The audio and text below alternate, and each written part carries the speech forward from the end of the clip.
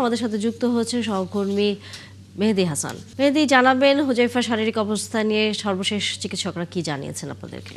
তানিয়া, আমি মাত্রই ডাক্তারদের সাথে কথা বলছিলাম মুঠোফোনে। তিনি আমাকে যেটি জানালেন যে তারা এখনো বোর্ড মিটিংয়ে আছে। আপনি জানেন যে 9 বছরের শিশু হুজাইফা, তার আসলে যে মাথায় বুলেটটি এখনো আছে এবং এই বুলেটটি আসলে বের করবে এবং বের করবে কখন, বা যদি বের করার জন্য যে অস্ত্রোপচারটা করা হবে সেটাতে তার মৃত্যু ঝুঁকি। অধিকাংশ ডাক্তারই কিন্তু এটা মত দিয়েছেন।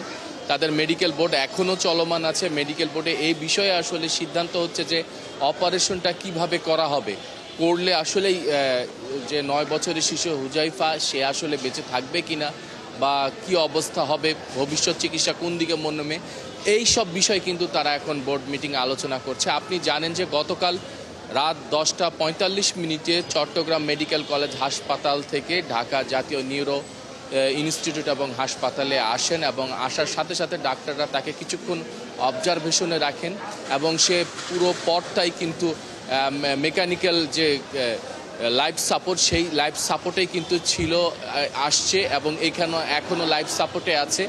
এবং ডাক্তাররা অবজারভেশনে কিছুক্ষণ রাখার পর সাথে সাথেই তাকে গতকাল রাতে আইসিইউতে নেওয়া হয় এবং লাইফ সাপোর্টে আছে এখন পর্যন্ত।